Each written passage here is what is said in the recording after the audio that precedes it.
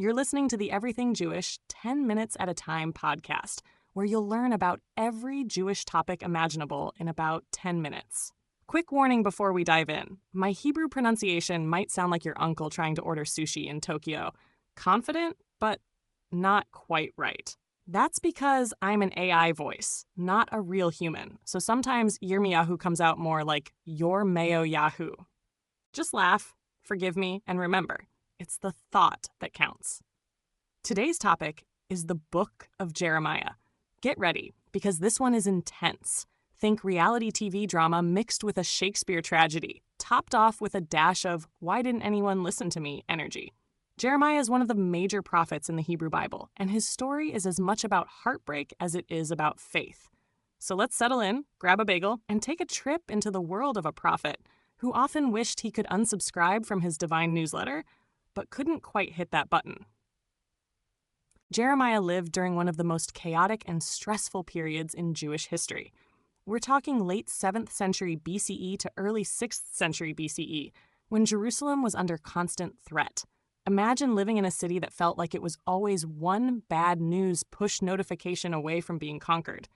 Babylon was rising like the Netflix of empires, and little Judah was more like a mom-and-pop DVD rental shop. Spoiler, the DVD shop does not win. Jeremiah's job as a prophet was to tell people that unless they changed their ways, morally, spiritually, socially, they were headed for disaster. Not exactly the kind of pep talk that gets you invited to parties. But Jeremiah wasn't about winning popularity contests.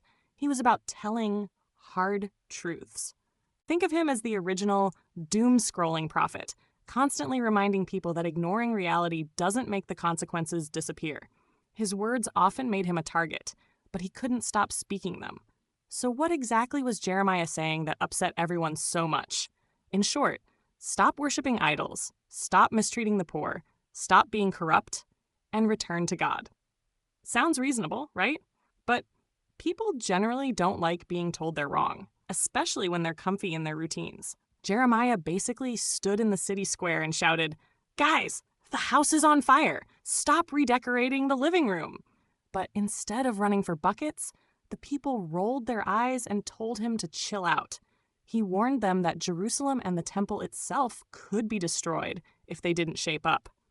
To the audience back then, this sounded impossible, like someone saying, the Wi-Fi will be down for a year. Totally unthinkable. And yet, as history unfolded, Jeremiah's warnings weren't just gloomy predictions. They came true in full HD. That tension between his warnings and the people's refusal to listen makes the book one of the most gripping parts of the Bible. But Jeremiah wasn't just fire and brimstone. What makes his book different from other prophetic writings is the deep emotional vulnerability he shares. He's sometimes called the weeping prophet, and for good reason. He pours his heart out, struggling with loneliness, rejection, and the sheer weight of carrying such a heavy message. If Twitter had been around, his timeline would have been half Tash prophecy threads and half sad poetry about how no one listens to him. At points, Jeremiah even argues with God, saying things like, "Why me? Why did you pick me for this job?" That's incredibly relatable, like when you accidentally become the group project leader because you opened your mouth at the wrong time. Jeremiah shows us that prophets weren't robotic megaphones. They were real people with doubts, frustrations, and feelings. His honesty makes his words hit differently, less like a lecture, more like a cry from someone who desperately wants people to change before it's too late. One of the standout moments in Jeremiah's story is when he smashes a clay jar in front of everyone as a dramatic object lesson. Picture it. He walks into the city square with a pottery prop, shatters it, and says, "This is you guys if you don't turn things around." Basically, the biblical version of a mic drop, but with home goods merchandise. He also wore a wooden yoke around his neck at one point to symbolize the yoke of Babylon coming upon Judah. Imagine walking around town with farm equipment strapped to you just to make a point. People probably thought he was nuts, but that's the thing with prophets.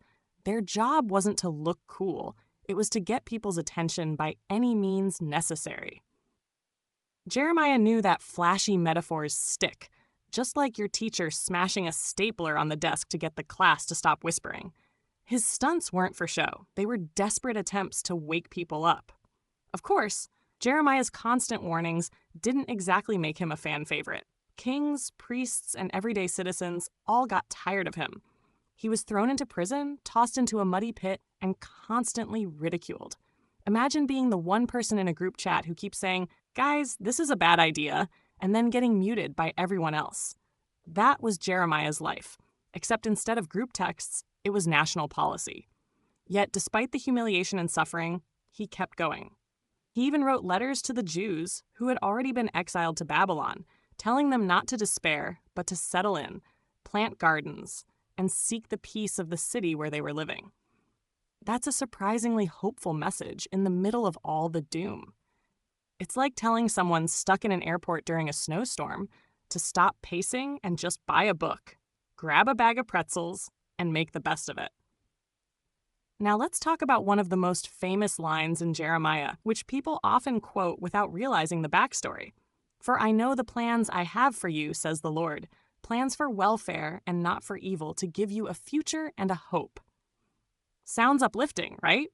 You'll see it on graduation cards, coffee mugs, maybe even a motivational Instagram post. But here's the kicker. Jeremiah originally said this to people going into exile. Imagine being told, "Congratulations, your city is destroyed, but hey, good news, God still has a plan for you." The verse is comforting, but it's not a generic fortune cookie. It's rooted in resilience, reminding a broken people that even in the darkest chapter, there's still hope for rebuilding. That's Jeremiah's genius. He balanced the harsh truth of judgment with the stubborn insistence that despair wasn't the final word.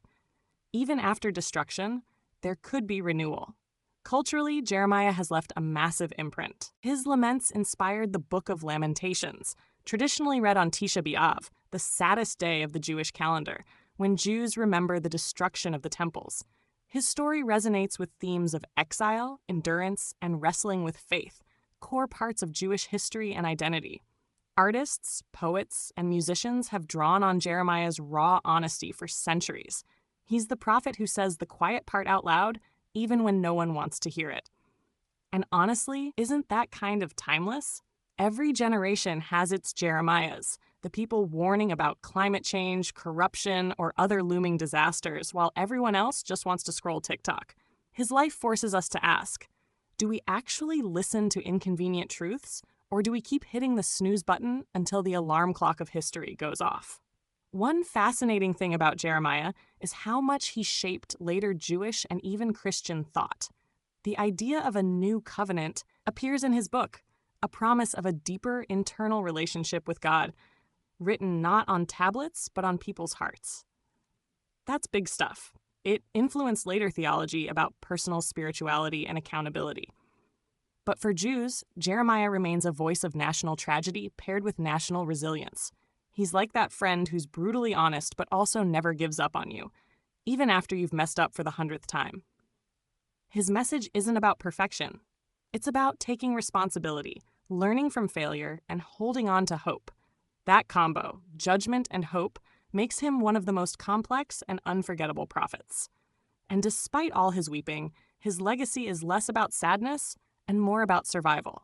So where does that leave us today? Jeremiah reminds us that sometimes the most loving thing you can do is tell the truth, even if it makes people uncomfortable. He also shows that faith isn't about pretending everything is fine. It's about facing reality and still believing in a better future. His life wasn't easy, but his words carried through centuries, shaping Jewish identity in exile and beyond. If you've ever felt unheard, misunderstood, or just plain exhausted from trying to do the right thing, Jeremiah gets you. He's the prophet who turned personal struggle into a message that still matters. And maybe that's the takeaway. That hope, even in exile, is worth holding on to. Thanks for listening to the Everything Jewish 10 Minutes at a Time podcast. If you like this episode, send it to a friend who might enjoy it, or leave a positive review so more people can find the show. Until next time, keep learning, keep laughing, and maybe don't smash any pottery unless you really mean it.